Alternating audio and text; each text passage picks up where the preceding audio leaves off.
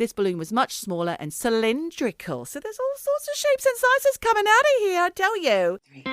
Eavesdroppin.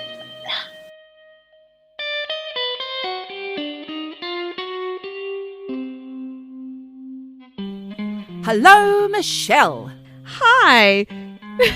What's so funny? Well, because I thought you were going to say it's nice to see you, even though I've just seen you 2 minutes ago. That's right. We are once again together again. You and me. Together. That's Kylie and Jason. Oh, that's it. I forgot how it went, that song. Together. Forever. Together forever for the week, at least. For at least a week. Oh my God, I can't even speak. Well, that's today. no good. You're What's podcasting. going That's not good, on? is it? Doesn't bode well for the next hour. Hey, Eavesdroppers, welcome to our podcast. This is a podcast about real life, true crime, and the supernatural. And I'm Geordie. And I'm Michelle, and you are eavesdropping on us. You're eavesdroppers. Well done to you. Yes. Aren't you clever? Yes. And we love that you found us. We love that you listen. And we love that you tell all your friends about us. We love that. Spread the word. And we love it when you write in. So, Michelle, you're staying here this week, aren't you? With me. Yes, I am. Do you know who's looking forward to delivering your mail? No, Hot Postie! Yes, we've got Dan the Hot Postie, who sadly you're not going to be able to flirt with him this week, Michelle, because he's on holiday. He's on holiday. He won't be here this week for you to flirt and for him to hand you your redirected mail. But when I saw him last week, he said to me, it was very confusing. I opened the door and he said, "Third marriage?" And I didn't know what he was on about. Then I was like, oh, fuck me, he's been listening to the podcast. Took me a little while. And then he said, well, don't worry, fourth time's a charm. Don't tell Paddy I said that. Oh, he's a charmer, isn't he? Funny. He's a flirt. And do you know what else happened? My dog slipped out the door. Now, she's currently on heat. And I explained that to him. And he said, oh, she's on her rags. And then he looked at me and said, see, I learned quickly. Oh, my God. He hadn't heard that expression before. He does learn quickly. Maybe it's an Aussie thing if you're on your rags. I think it might be. I guess so. Do you know what? I remember asking Jen once, why are they called rags, Mum? I guess because they used to use rags instead of sanitary towels. That's exactly it. Apparently, you used to have a belt and an old piece of rag. Oh, God. And you'd have to tie the rag onto the belt and then put it through the legs and tie it onto the back or the front, however it was. Palaver. And also, it can't be very sanitary. And also, like, it's just going to leak straight through. You'd have to have wadding or something, wouldn't you? Thank God we've got pads and tamps these days. So, let's move on from the menstrual talk. Why does it always end up raggy? I don't know. Well, to be honest, it was the postie's fault. Yeah, thanks, Dan. Thanks a lot. But you'll see him next week, Michelle, so make sure that you have a witty response for him because he's fast. So much to know about Dan the Hot Postie. I know. Goodness me. Yes, all right. Come early. We'll make you a cup of Dan. See you soon. God, sounds like a threat. I know. Do you think we can get in trouble for that? Harassment? I think you could. Yeah, I don't think they're allowed in the house. Oh, okay. Especially after COVID. You're not allowed anything like that, are you? Yeah, there's probably all sorts of health and safety reasons. He'd probably be in breach. He wouldn't be able to be wearing his uniform at least and step in. Yes, and have a that's cuppa. true. That's true. All right. Yeah. All right. Just ignore that invitation, Dan. These are questions for Dan. I mean, the life of a postman. He did say he's been doing it for 23 years. There's all sorts of information out there about that. Have you never wondered about the postie? Well, I wonder if there's ever been a postie murder of a postie or by a postie or stalking. because they wouldn't hand over a parcel. Well, no, because it could be anything. Do you remember I told you when we were talking about posties in another conversation, I told you that I used to have a very suspect postie back in the days when I lived in Peckham. And he used to scare the bejesus out of me. Why? He wasn't friendly, not like Dan. What made him so scary? I don't know. I can't remember the details, but I do remember thinking, having a bad feeling. You know when you've got those bad feelings, and you mustn't ignore them, dear eavesdroppers. Never ignore a feeling that you've got. If you're feeling uneasy, then go with that. Good intuition. Yes. Look, they do have power. Yes, I suppose. Like a cult leader. Well, they can withhold your mail. They can say it never arrived. That would be illegal, mind you. As if that's ever stopped a postie. Do you reckon they ever go through them? The post? Yes. These are questions for Dan. I think they know when there's money in a birthday card.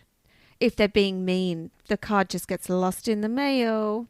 Like if you didn't leave a little box of chocks out there on the doorstep every Christmas, then they're just going to say, guess what? When that granddad writing comes through the door, I know what's in there. It only comes once a year and it's slightly thicker than a Christmas card. I'll have that $5, thanks. Yes. But did you leave chocks out for Dan? I don't know if I did this year because we're away, but Dan, I'm sorry if I haven't, but I have to the bin men because they particularly hate us because of the mess on the driveway. And who else? My window cleaners. Were you here when they came the other day? They're lovely. They're a bunch of lovely lads. I have been here and they gave us a cheeky smile. We were sitting inside.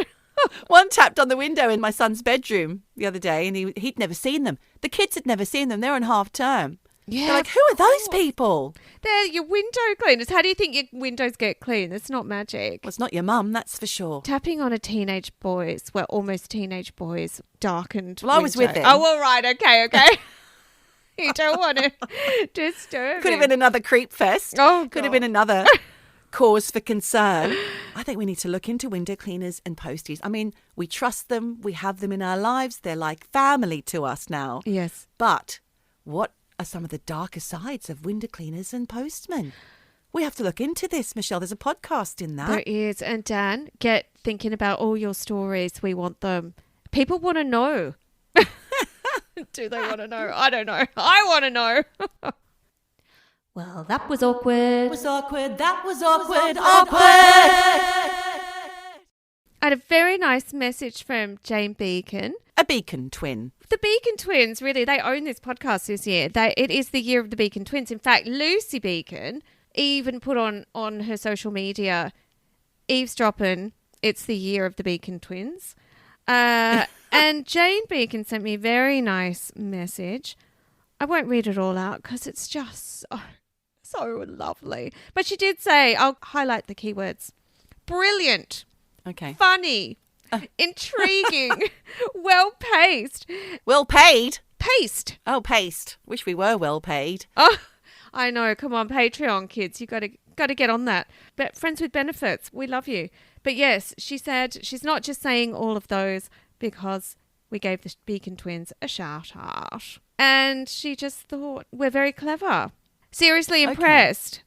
Okay. You can feel the years of journalism coming out in the words. So there you go. I love that. That's for Michelle, not me. No, I'm not that's a journalist. both of us. You are a storyteller. Yes. Teller of I'm just a stories. storyteller. That's all I do. But yeah, so that was very nice. We love it when you say nice things to us. We love us when you give us ideas. Just don't give us ideas we've already done because we've done that. I'll take it. Yes. And you know what else? You can, like I said in our recent social media on our Instagram page, which is Eavesdroppin _ if you'd like to follow that. We do videos. We talk about each episode that we're doing just to give you a little flavour and a taste of what's to come. It's not the actual podcast. Some people say, yes, I've seen it. I'm like, no, you haven't seen it. It's a podcast. You listen to it. But you can shout at us if you want. We won't hear you unless you put it in capitals on YouTube. Yes. Which is where the mean people are. So what are we on about this week, Michelle? I think it's something to do with, what would we call this week's theme? Well, mine I called chemical lows. Okay. It's not a chemical high. I've called mine weather balloons. Weather balloon. Weather balloons. You know, on this podcast, we do talk a lot about aliens and UFOs. And often people always say, oh, it's just a weather balloon. But what is a weather balloon anyway? I mean, what is a weather balloon? I mean, I'm sorry, but that sounds so fucking outdated. We've got drones. Do you pop up a weather balloon to see which way it goes? Oh, yes, it's northeasterly wind today. I know that because I've popped my balloon up. I don't think that's how they do it. But what is the point? When we have drones and all sorts of amazing technology, why do we need a fucking balloon? That's like putting a pigeon, like getting a pigeon and putting a little note in. To send us an email. Exactly. It's ridiculous. Well, listen, I was directed this week to various news sites, the Financial Times, The Guardian, BBC News, because obviously the talk of balloons this week has been constant.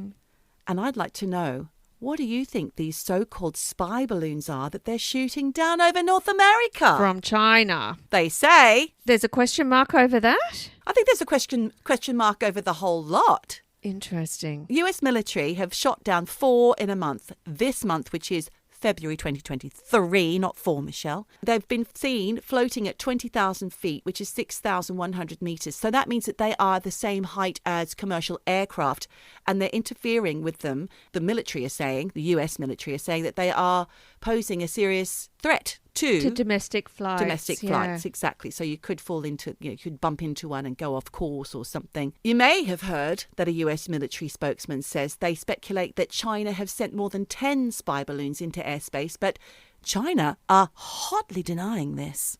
Hotly denying it, although they have admitted to one.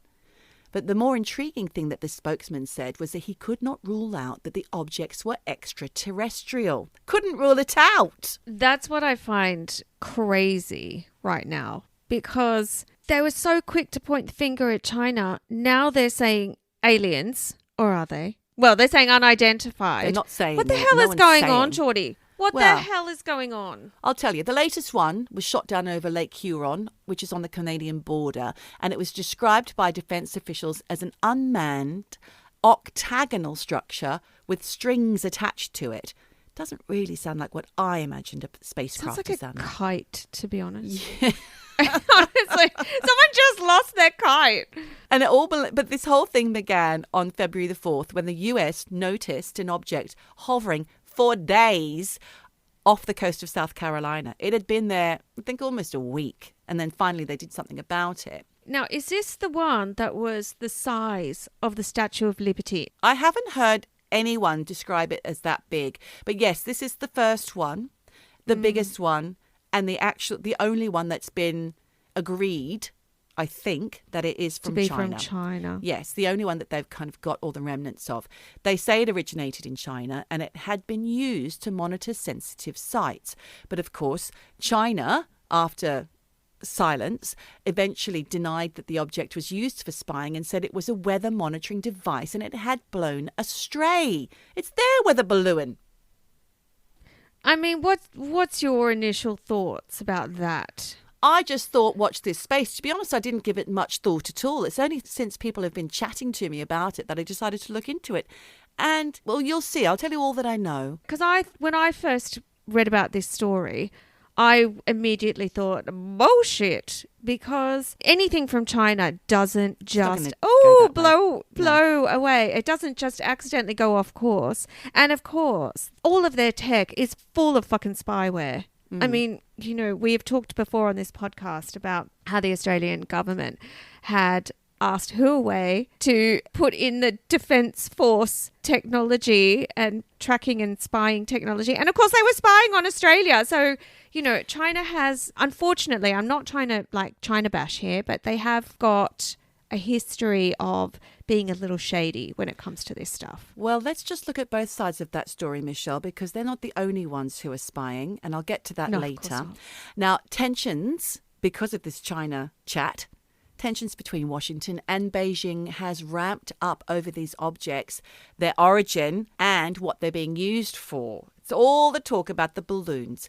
Initially, when the US reached out to China, they didn't respond for several days. Then they must have responded, but we're not getting the information on what was actually discussed. They're keeping that to themselves, the American government. Fighter jets have shot down further 3 high-altitude objects in as many days, and both the US and Canada are working on trying to locate and identify the remnants. There's one in Alaska, and I'll give you a timeline in a minute, but it hasn't been located yet due to Arctic conditions, making it difficult to find. Now, that's another thing that people are saying bullshit about. I don't know why. I'm just accepting that. They can't find it. Fair enough. You can't find it. Whatever. But the White House spokesman said later that the remnants that they did find for the other 3 balloons, or 2 that they found, were much smaller than the first balloon. Now, I haven't heard that it's as big as the Empire State Building. I have heard something other than that. But going back to what you just said about China being shady, well, China's foreign ministry have already responded by alleging that the US has flown balloons into its airspace more than 10 times in the past year. And anger is growing from China towards the US because the US government have now placed sanctions on 6 Chinese companies because of these recent balloons. But that's not to say that the US aren't doing the same thing, not only to China, but to many, many countries. It's a given. They do it. accept it. Do you think, I mean, just hearing you say that, do you think that it was just an excuse for America to be able to put these restrictions on Chinese companies and they just latched onto it? I'm just putting that out there. Interesting. Let's pin that. Let's pin that one there. It has been heard from China that a spokesperson has said it's not uncommon for the US to illegally enter the airspace of other countries. Now, this, like I said, is quite well known and very well accepted. People are doing this all the time, not just America. I mean, when Russia was flying over Swedish airspace during the whole Ukrainian thing, you know, they're in and out. People are all over the world. They're going in and out of these airspaces. Well, we're going to look into it quite deeply today, Michelle. I'm going to tell you a little bit more about what they might be and what's been going on. And it does link up with previous episodes that we've discussed, in particular, the declassified files on UAPs. AKA UFOs. So just listen to what I've got to tell you. We'll give you a timeline just so you know where we're at with all these balloons. 4th of February, South Carolina. So this bloody great giant balloon had been floating for days and eventually it was shot down. Remnants were discovered. That was the biggest one. That was the one they classified as a Chinese spy balloon, and it was admitted by the Chinese that they did own it. 10th of February, North Alaska. This is the one they can't find. Officials say it lacked propulsion or control, and it was shot down, and it is now unaccounted for as far as I know to date. 11th of February, Canada's Yukon Territory. Now, this one was on the border of the Yukon in Canada and the United States borders. This balloon was much smaller and cylindrical. So there's all sorts of shapes and sizes coming out of here, I tell you. So they can't find that. And then finally, there was the 12th of February, Lake Huron. So far, surely there's no more balloons for the moment. Some say that the later objects were actually weather balloons, but fighter pilots who scrambled to deal with the latest spate of them could not identify them accurately because the plane's higher speeds and the object's high altitudes and size, which are roughly that of a small car, makes it difficult to get good fidelity on exactly what these devices might be carrying or what they might be doing. No one can really see or make out what was going on. How bizarre. We have such incredible technology. We can see fucking pin from Google Earth millions of miles away. How are they not finding out what this is? Well, how can they not see? There's a lot of speculation, and just wait and listen. I'm going to tell you some stuff which is going to be a little bit mind-bending, I think. So the initial spy balloon, the big fat one that you say was as big as the Empire State Building, well, I heard that it was 200 feet tall. I don't know how tall the Empire State, what was it? The Statue of Liberty, you said it was as big as. Did you say that? Yeah, Statue of Liberty. Yeah, so 200 feet. I don't know how tall that is. I don't think it's as tall as that. But it's got a payload the size of 3 school buses. That is quite big. That's a big, yeah. No propulsion or controls. Now, let's go back to what that means. That means it's probably being blown by the wind because there's no motor pushing it along. Again, I just find that bizarre. Oh, we're just going to pop a balloon up the size of fucking 3 buses and we'll just see where it goes. No control. That sounds fishy to me. I don't know enough about balloons to be able to comment on that. Well, if it's unmanned, how are they controlling the direction or anything? Well, they haven't. That's why it ended up floating across. That's what the Chinese are saying anyway. So another reason for suddenly noticing these extra craft could be because the sensors have been ramped up to sensitive after the first object. And that's how they're suddenly seeing all the rest. It's not like they've suddenly just blown up a cylinder, blown up an octagon, blown up a bus, blown up all this stuff and sent them flying. I mean, these things have been floating up there for ages anyway. And no one's noticed. They're now noticing, and it's not the first time they've noticed balloons either. There's evidence that China is using the balloon fiasco to enrage citizens in China, to rally the population into an anti-US stance, and it appears to be working. They are using their mainstream media and social media sites to drum up a rhetoric of the US being problematic and overreacting to the strayed balloon in an attempt to smear China. That all sounds fairly plausible to me. If I was a Chinese citizen, I'd be agreeing. So this is backed by disagreements over Taiwan, because the tensions are mounting over that. You know that, right? No, I didn't. Yes. So Taiwan is, as far as China are concerned, it's theirs, very much like Ukraine and Russia. And there was a leaked memo from a high-ranking US general in it, he said he predicted that China were readying themselves for war with the US over the situation in Taiwan in 2025.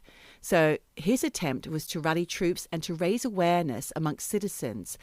For some reason, that memo got leaked. Who knows why? Like I said, Taiwan, as far as they're concerned, they're not into it. The US is supporting them. China wants it back, or wants to reintegrate it into China. And that is what this could be all about. It could be a distraction, or it could be something to be used as a jumping off point to start a war. Imagine if it all started because of balloons. Well, it's not because of balloons, is it? But they're definitely being used as some kind of device. You're right, though, about the whole Russia-Ukraine thing. It's a mirror of this in many ways. One country wants this land, the other doesn't want to give it, and boom, you got an opportunity for some conflict. It's exhausting. So the contents of the memo are strengthened by statements made in 2021. So looking back to 2021, by comparison to this 2023 leaked memo, the then head in 2021 of the US Indo-Pacific Command is a man called Admiral Philip Davidson. He made a statement to the Senate committee hearing, and it's known as the Davidson window. And the Admiral Davidson said he believed the Chinese threat to Taiwan would manifest in the next 6 years, by 2027. So it's almost like they've put a date on this. And then you've got this other leaked memo, which was recently released. Now, why? How and why has such a memo been released? That, to me, is more interesting than balloons. Okay. So back to the balloons. Let's talk about them. Oh, sorry. This is from something called The Hill, and it sounds like it might be a political internet magazine or something. In the article, it says that the US were aware of China spying on the satellites and collecting data, so they've been feeding it false info. So they're trying to say they've got one up on them. But let's look at the amount of unaccounted things in the sky. So, for example, in 2004 and again in 2022, you've reported on this before in our podcast, Michelle, highly trained fighter pilots have witnessed the tic-tac. You told us all about the tic-tac in a previous episode, a smooth, wingless object defying physics, flip-flopping all over the place with unearthly maneuvers, and it was in the same area, but 18 years apart. Fighter pilots saw it with their own eyes. And then again, in 2014 and 15, at least 50 to 60 naval aviators, so these are guys on ships and in the sky, flying off the east coast of the United States, observed unknown craft exhibiting similar extraordinary capabilities on a daily basis. Again, they didn't have any answers for this. This was all in those declassified memos. I can't remember what they were called, the UAPs, basically. You can find them. In 2016, there were military sightings from 3 sets of gun camera videos, which have been nicknamed Gimbal and Go Fast. They're the 2 incidences, right? They've named one Gimbal, the other is Go Fast. Okay. So Gimbal and Go Fast incidents were sightings where military, naval or Air Force have seen objects at various altitudes, including sea level, like dipping into the sea, which is what your tic-tac did, and tracked them accelerating to hypersonic speeds, which is more than 5 times the speed of sound. And some of them were staying in the air up to 12 hours without refueling. So often these sightings are operating near the American aircraft carriers. Why is it always somewhere that the American military can see? Have a little think about this. We haven't thought of the answers yet. During the 2015 gimbal incident, Navy pilots remarked that the radar picked up a whole fleet of UAPs, which seemed to merge and then vanish and then do impossible feats. Now, balloons don't accelerate to high speeds or make sharp turns. And the tic-tac, the gimbal and the go-fast incidents all appeared not to have wings or a tail that would normally allow for high-speed maneuvers. Now, I'm asking you to think about these things for 5 minutes. They had no visible exhaust, and even when seen in infrared, you couldn't see any kind of propulsion. Mm-hmm. Going back to the Trump administration, there were 3 incidences of Chinese balloons crossing U.S. territories. The current National Security Advisor, Jake Sullivan, said the Biden administration was able to retrospectively identify Chinese balloons in U.S. airspace during Trump's term afterwards, basically like go back in time somehow and identify them. He said, "We've enhanced our capacity to be able to detect things that the Trump administration was unable to detect. we were able to go back and look at the historical patterns and uncover multiple instances during the Trump administration in which Chinese surveillance balloons were in American airspace territory. This caused outrage for Trump, of course. He couldn't believe it. So I'm just telling you all of this, right? So going back to the gimbal and the tic-tac and whatnot, what about this? Invisibility cloaks. So going back to the 2014 and 15 incidences, which were viewed by US military, some of these things could only be seen through radar and infrared heat sensors. They couldn't be seen with the naked eye. So with the assistance of advanced helmet displays, that's when these people were able to film all these little things zipping around. But take off your helmet, look in the sky, you can't see them, Michelle. I love that. They were able to remain stationary in high winds and travel at great speeds for extended periods, not much like a balloon. So again, they're not balloons. But if China was responsible and had access to cloaking technology, why the fuck would they send an enormous balloon over? Doesn't make sense. Yeah, exactly. It makes no sense because, quite frankly, small little zippy things that are under the radar and not visible unless you're really searching for them, that's the smart thing to do. Not send a fucking 3 busload huge thing that you have no control over the propulsion or anything. That makes no sense. Something I read in the National Geographic says that there is an invisible, this is the interesting thing for me, right? And this is what I want you to think about when you think about UAPs and balloons. So there's an ongoing invisible cat and mouse game between designers of US weapon systems and those made by Russia and China. So in places like Syria, Taiwan, Ukraine, military specialists nicknamed crows are all trying to be the big boss here. The sensors on aircraft or missiles have become more sophisticated over time, and now there's other ways of being able to fool these sensors into thinking that there's something there when actually there's not. Are you confused yet? Well, I'm just wondering why you would want someone to think there's something there when there's not. Because that's a reverse. That's a reverse. You want sensors to not know that you're there even though you are. So maybe they're just practicing. Who knows? Apparently the crows who are watching the sky, so just know that there are crows out there. They're known as crows. They're watching the skies. They're getting very good at detecting what's real and what's fake. And sometimes, for example, they'll see one plane and then suddenly there's 20 and then they'll know that that's a fake, right?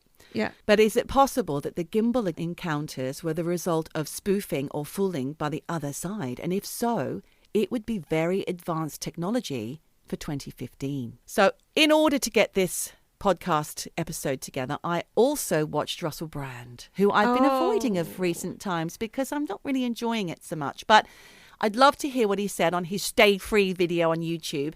He said, is this just an excuse to spend more money on the military budget? Because in the past, UFOs have been used as an excuse to get more money for the defense budget. It's quite elaborate. They promote hysteria, saying, here come the aliens. Look up, don't look down, because otherwise you'll see what's really going on down here. You know, how much money we're spending on the budget, what's going on in Ukraine, it's still going on. And also, the other interesting thing that I found with this story is that they're using the term UFO, not UAP, which they changed it to. Well, they did. They had a rebrand. Yeah, but they're calling them UFOs, not UAPs, which is weird. Very strange. So this is my question. Is it distraction or are they priming us for a war against China? They're the two things that I've come up with.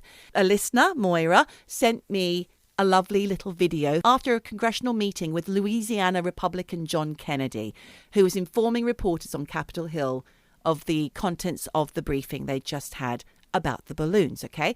He said that the unknown objects entering America's airspace has been happening for years and years, is what he said, and the government don't always know what they are. And he also said if they pose a threat to American people, no one knows what that threat is. And then he said, if you're confused, you understand the situation perfectly.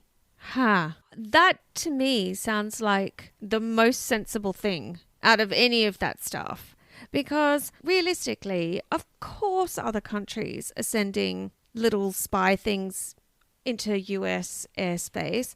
And UFOs don't care where they go. They're not concerned with airspace divides and they're not always going to hang around borders. the Navy ships, are they? No. He carries on. He says somehow the military were able to jam the communication and stop the one spy balloon from taking information, but they still don't know what the others are, and it's likely they've missed a whole heap of them as well. Yeah. What he took from this briefing is that it's been going on since at least 2017, 2019, not, as some reports are saying, just in the last 2 weeks. But his parting shot was quite interesting. He said, "Lock your doors tonight." No. I know. Was it a joke? He was just really slipped it in right at the very end. "Lock your doors tonight." Oh, my God. Weird. That is weird. He was saying a whole heap of things without actually divulging what was really said. He did say, "I can't tell you certain things. It's classified." That is intriguing. But he also admitted to being in the dark. Yes, I know. So listen, I just want to give you one last little thing that I took from this whole looking into the balloons, the war, aliens debacle, right? Now, there's Live Science or Live Science. Which one is it? Is it livescience.com? I think it's livescience.com. It's a science magazine on the internet.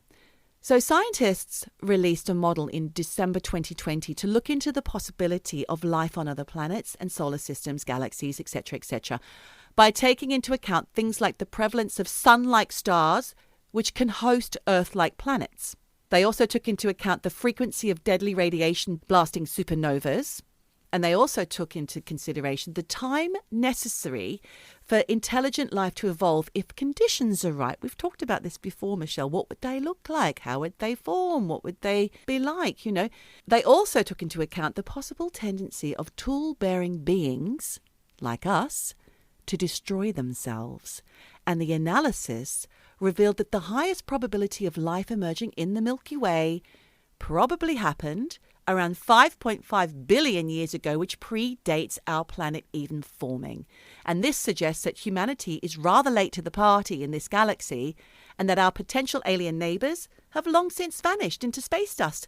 And that's why there's no sign of them. And that, my friend, is that. Oh my God. I cannot even believe that's true, because people look up, they see stuff in the sky. Aliens are out there. They're out there. Are they aliens or are they Chinese weather balloons with cloaking God, technology? I don't know. Are they just a distraction? Conspiracy. Conspiracy. I think it's a conspiracy. As I often say, I'm not a scientist and I don't really have a brain for that kind of stuff. However, all of these light years, could the aliens have been and gone and we're only just seeing it through telescopes and whatnot? Like, You think it's like an echo? I don't know. I really don't know. It's already happened, but we're just seeing it now. But it's absolutely fascinating because there's anecdotal evidence from so many people across so many cultures, across so many eras of stuff in the sky. This story isn't the first story about unidentified flying objects. It's always happening. It's just in the media. Yeah. In fact, Geordie, this ties into what I'm talking about, because all over the internet, there have been rumblings of, is this all just a conspiracy? And what I mean by that is all of this talk and all of this attention and focus on UFOs and the China air balloon stuff. Is it just to deflect attention away from the Ohio train derailment that happened Interesting. outside of an unfortunately named small town called East Palestine? At least it wasn't called Dead Horse, which is where one of the balloons came down. Look, I don't know whether or not this is real. It's the whole conspiracy verse on the internet jumping on board. Haha, train derailment. But Toot toot. look, I'm going to just walk you through it and you can tell me what you think, because Okay. I'm not sure. Around 9 o'clock in the evening on the 3rd of February, a Norfolk Southern cargo train derailed near the border of Ohio and Pennsylvania. I mean, as if that's not bad enough, the cargo on 20 of the train's carriages contained hardcore chemicals and super Yikes. hazardous materials. I don't know if you know what I'm talking about or if you've seen any pictures of the derailment. I've seen pictures of plumes of smoke in the air. Yeah, you say plumes like it's this tiny little lovely wispy things. It's fucking Armageddon. Like an A-bomb's yeah, gone off. It really is. It's like charred train carriages, Armageddon looking end of the world shit.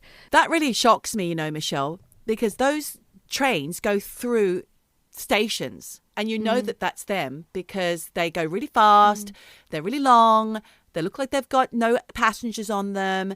Those freight trains, especially if you're getting the train really early in the morning, you often see them. And I just think, what is on that train? Yeah. Fucking chemicals. That's what's on them. That's the thing. You know, this derailment caused a massive fire. And as if that's not bad enough, when emergency responders arrived, obviously their main worry was that the chemicals inside these carriages would create a massive explosion that would release noxious gases and shrapnel as well. Into the surrounding area. So those first emergency responders, and fuck man, I don't know how you have the balls to do this, but they went inside the most concerning carriages. They did? Yeah, there were 5 of them actually that had the most toxic chemicals. They went into these carriages to let the chemicals out. Oh dear. Now, I have a little list of some of those chemicals that were inside those train. It's like a container, like a sea container, but yeah. Yeah, I know what you mean. Now, the first of these gases and chemicals, butyl acrylate, which is a clear liquid used for making paints, sealants, and adhesives. Massively highly flammable and can cause skin, eye, respiratory irritation, right? Then there's ethyl hexyl acrylate, again, colorless liquid used to make paints and plastics, and again causes skin and respiratory fuck-ups, and if it's heated can produce hazardous vapor. And would it be heated here? Yes, it would, because it's about to go up into fucking flames. Put a pin in that. Because we also have ethylene glycol monobutyl. Butyl. Boutros Ghali. Again, another colorless liquid used as a solvent for paints and inks, as well as dry cleaning fluid. Acutely toxic, able to cause serious or permanent injury, highly flammable. The vapors irritate eyes, nose. If you ingest it, causes headaches, vomiting. And then there's vinyl chloride, which is a colorless gas that's used to make hard PVC plastics for PVC pipes. It's highly flammable. It's explosive. And when it decomposes, it can make toxic fumes. And it's known to cause cancer. It's a fact. Oh, my goodness. And look, I find this terrifying because PVC pipes are used for everything. So many things. And they're made with these cancer-causing chemicals. And that just freaks me out when I think about the way we just go about our everyday lives with not a clue about this stuff. We're just like, oh yeah, PVC pipe. The chemicals used to make that shit is intense. So PVC pipes, which is what they use nowadays. For everything. For all our water, our drinking water, do they use that as well? Oh, look, I mean, it's definitely for sewage, and who cares about that? But PVC is used for everything in those hard plastics. Look, according to an article I read on newsweek.com, when I said earlier that letting the chemicals out of these carriages, those first emergency responders, apparently what they did, they put all these chemicals somehow into a nearby trench and they burned them. What? They set them on fire. Oh my God. And isn't this exactly what they wanted to avoid? I don't understand. They were burning off the chemicals. And by doing that, they created a massive cloud of toxic gases like phosgene, which apparently was used during World War I. And hydrogen chloride. They put it all out into the atmosphere and they called it a controlled release. Right. But it sounds fucking scary to me. And I saw a picture of the fire cloud. It was insane. It was massive and it's just black, just billowing into this massive, it looks like those atomic bomb. Mushroom cloud. Without the mushroom top. It's so intense. It actually looked, photoshopped to me, it was so scary. The way it looked. And I just thought, fuck me, there is no way if I lived in East Palestine that I would be heading anywhere near my house after that shit. However, just days after all of this chemical shit went down, the environmental regulators who had apparently been monitoring the air and the drinking water around the derailment site, they told residents, air and water's fine. Nothing's been affected by the spill or things were at acceptable levels. No one knows what those levels Oh, my are meant to goodness. be. And go back to your houses, go back to your homes. Oh, So they no. did. So loads of residents in East Palestine went back to their house and their homes, even though there was no testing of anyone's houses. And everyone doing all the environmental tests, they were all wearing hazmat suits and gas masks. But no residents, no, it's all fine, you can go home. And the thing is, after they went back, many of these residents are now complaining of headaches, breathing problems, burning eyes, nausea, and oh no. and look, and trigger warning, because this is really upsetting. Apparently quite a lot of pets, they've died in cases of, like, suspected cases of chemical exposure. Oh God, no, that's awful. And of course, there's now concern that, okay, that's just the immediate effects. Yeah. What kind of long cancer term. clusters are Yeah. going to pop up in that area in Like 10, Chernobyl. 20? Yeah, exactly. Or maybe even sooner than 20 years' time. Now, in one report I read, a guy called Silkwood, who is a hazardous materials specialist and former fire department chief, he came out to the media saying that he was surprised that residents were allowed to go home without any tests being carried out on their homes. And he said, we basically nuked a town with chemicals so we could get a railroad open. Oh, Like, it's just fucking scary. And now there's this whole thing on the internet about the UFO and China thing being a cover-up and a distraction and a deflection for how fucking massive this environmental disaster is. It's all part of this deflection game. Honestly, comments like this next one I'm going to tell you from Ohio Governor Mike DeWine, who made this statement after officials lifted the crash site evacuation orders. His comment doesn't help because during a press conference, he described air quality readings after the derailment as, and I quote, basically similar to what they would have expected prior to the train wreck. what? What the fuck? Like, honestly, that's just saying our air quality is shit, and it's shit before and it's shit after. Yeah. Same. And this is coming off the back of environmental experts also saying toxic chemical level in nearby waterways after the derailment were immediately toxic to fish. Oh, There were dead fish floating everywhere. Always a bad sign. Yeah. And that the chemicals, and I don't know whether it was from the embankment where they set this fucking fire off or if it was just from the immediate crash site, those chemicals that I talked about earlier had leaked into other waterways and streams in the area and had contaminated the water. But then you have other officials like James Justice of the US Environmental Protection Agency saying that a network of air station monitors inside and outside the evacuation zone was collecting samples and that none of the readings found anything to be concerned about. All of this got me thinking about Erin Brockovich. Ah. So for anyone who did not see that movie from the year 2000 with Julia Roberts, and I don't know if you ever saw it, but there was that immortal lie where Julia Roberts was playing Erin Brockovich.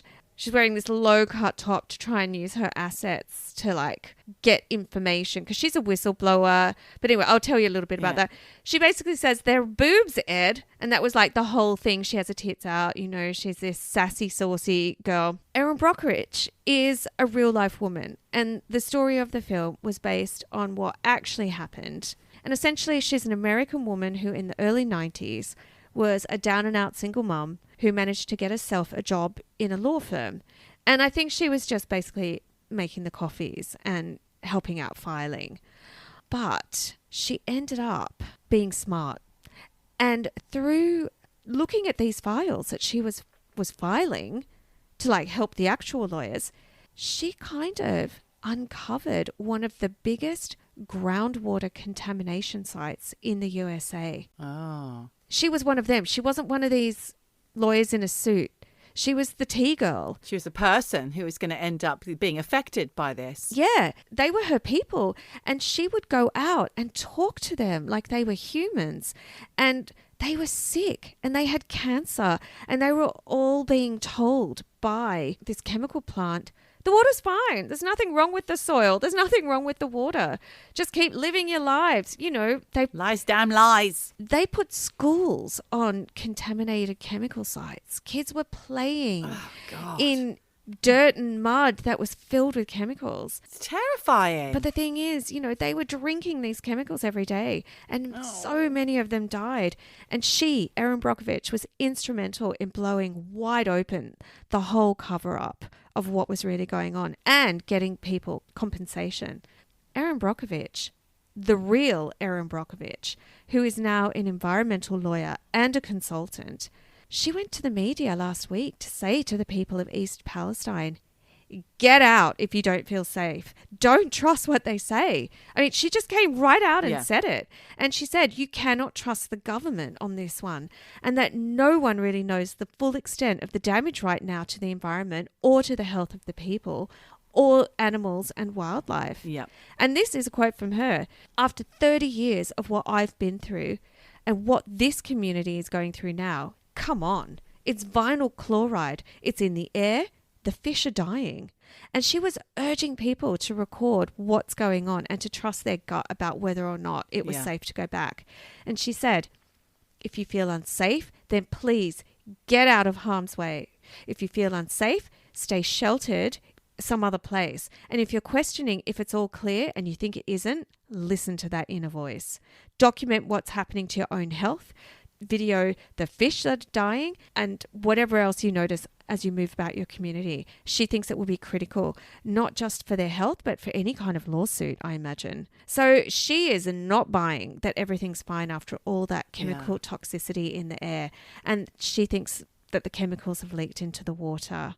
And if that happens, you're fucked. So the upshot here is there was a train derailment, highly toxic, cancer-causing chemicals went every fucking where, and authorities are saying it's all fine. I'm not an environmental scientist, I don't know, but it's watch this space right now because Absolutely, yeah. we don't know how this is going to play out now or in the future. But this also triggered a memory for me about another movie about chemical cover-ups that, like Erin Brockovich, was also based on a true story.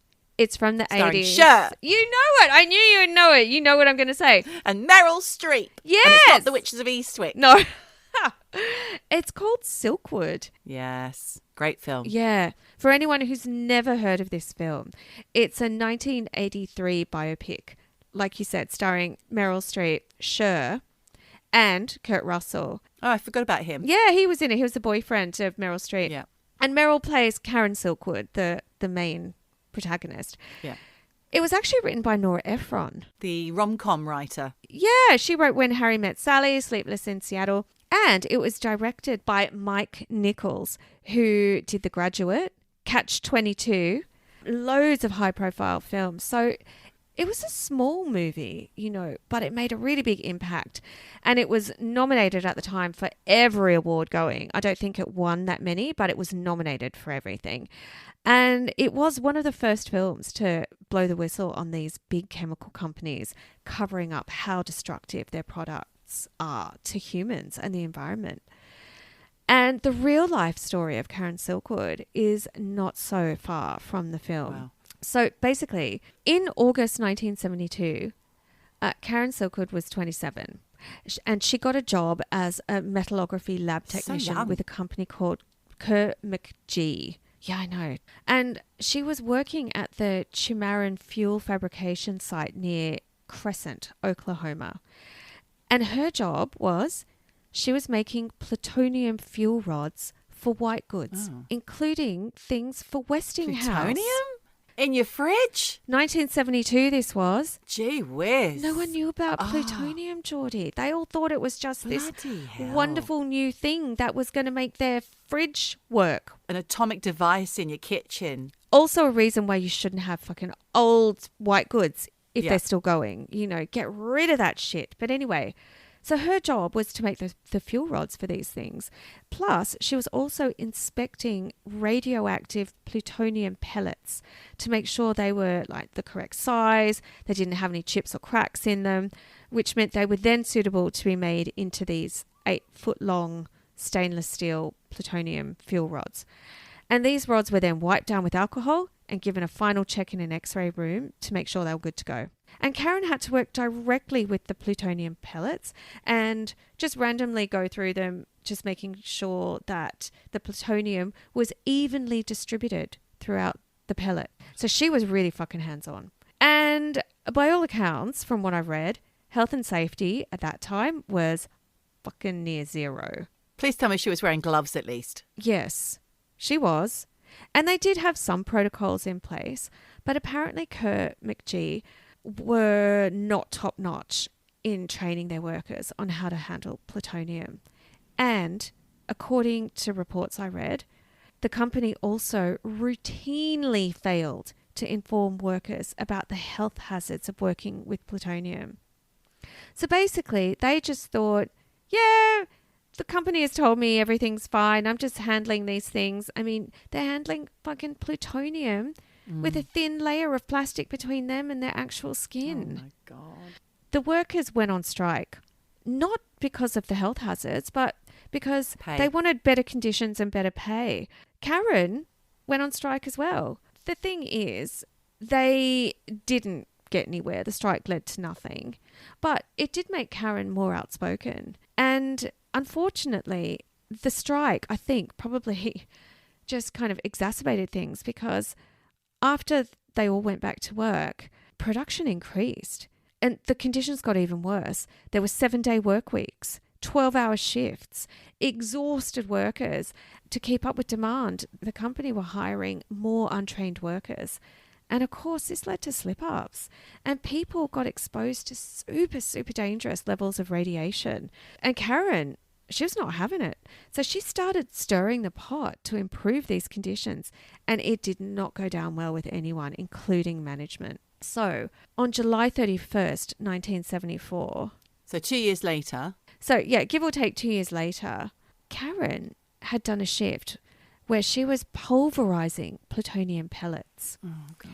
And a routine check of the air sample filter papers showed that the air Karen had been breathing during her shift was massively radioactive.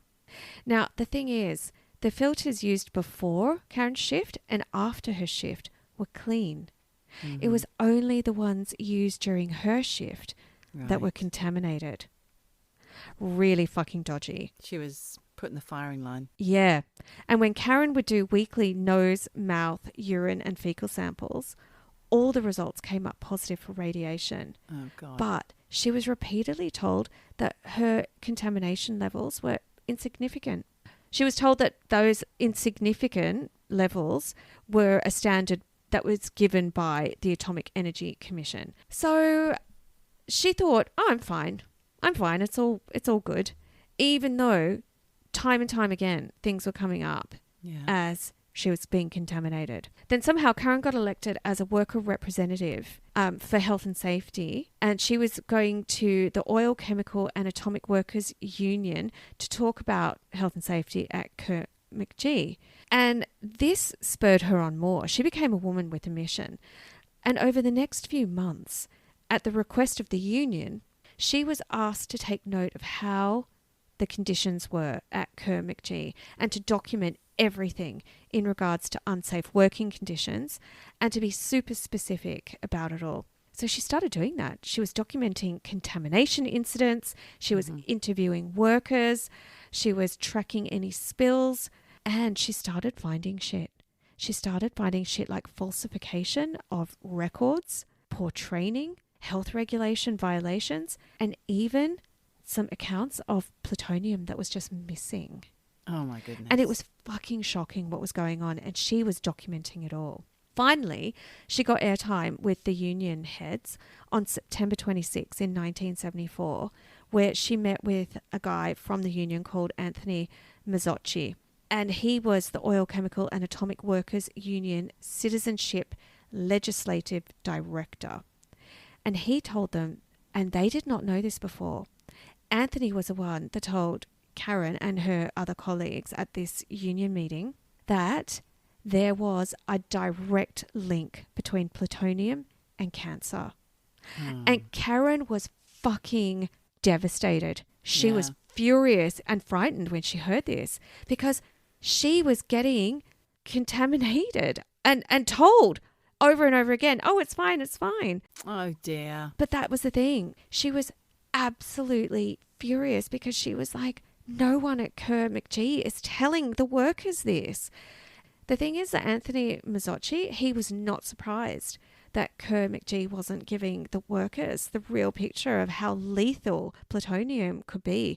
Because if workers know this, if they think that plutonium's not dangerous, then they're going to keep working and there's going to be less problems and less trouble for the company. You know, jobs get done, money gets made.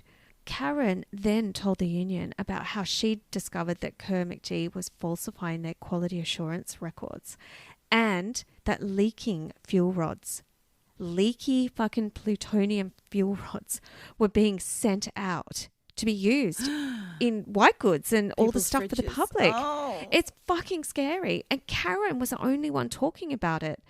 And when Anthony Mazzocchi heard this, he was like, fuck, what are we going to do? And he came up with this plan. He decided to hold back on telling the Atomic Energy Commission about the quality assurance cover-up to instead focus on the health and safety issues for workers because he felt that that was the most important thing. But he did have a plan, which apparently only he and Karen knew about.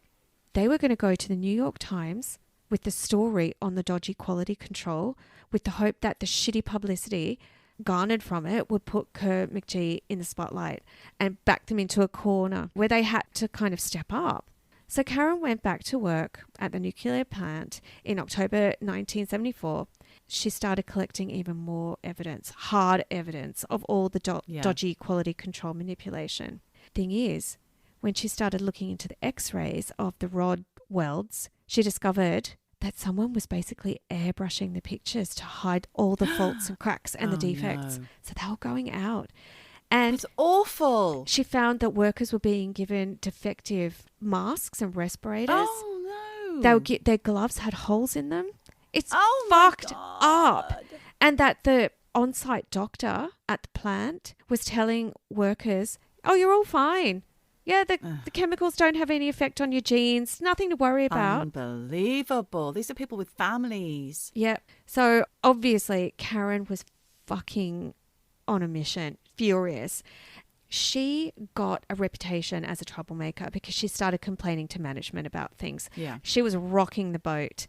Weird things started happening to Karen. Plutonium was found on her hands after a shift at the plant where she'd been grinding and polishing plutonium pellets.